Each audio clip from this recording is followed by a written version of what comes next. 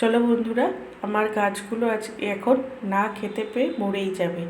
তো আজকে বসেই গেছি আমি গাছের চর্চা নিয়ে, পরিচর্যা।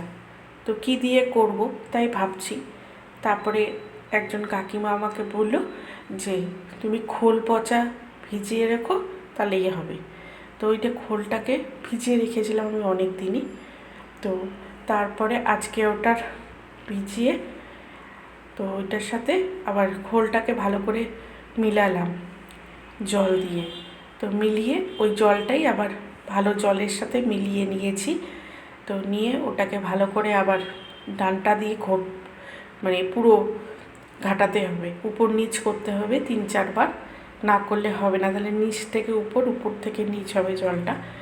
আর এটা বলে গাছের জন্য খুব ভালো, খুব ভালো হয় ঘরোয়াভাবে এটা। তারপরে তো ওষুধ, স্প্রে, অনেক ধরনের জিনিস আছে। তো আমার মতন মানে ঘরোয়া মেয়ের কী আর করতে পারি বলো, তাই আমরা এটাই করলাম।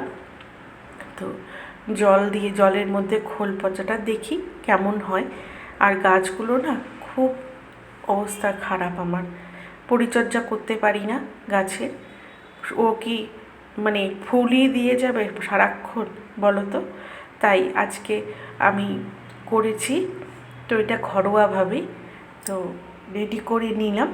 নিয়ে এখন প্রথমে স্প্রে দিয়ে দিচ্ছিলাম, তো হচ্ছিল না।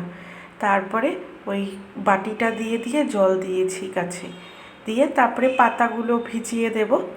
তো আর 2-1টা করে ফুল ফুটলেও না খুব ভালো হয় গো।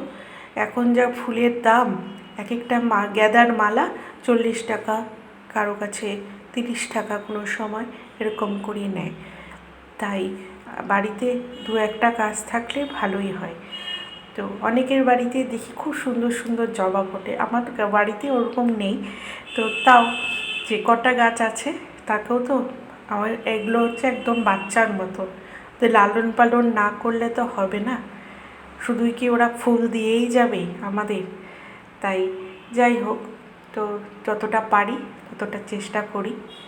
আর অনেক দিন ধরেই গাছের চর্চা আমি করতে পারিনি, গাছের চর্চাটা করতে পারিও না।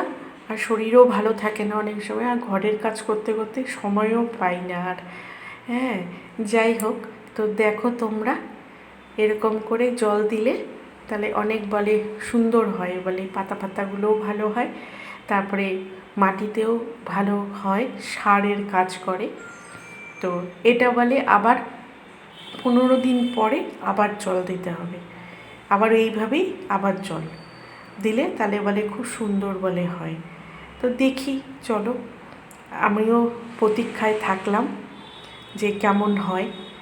আমিও তো দেখিনি কোনো দিন, শুনে করা, তো দেখি কেমন হয়।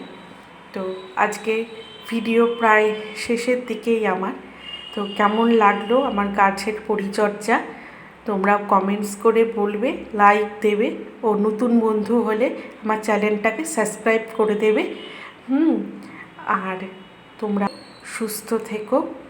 আর কিছু বলে তোমাদের বললাম না, আমিও ভালো থাকবো, সুস্থ থাকবো।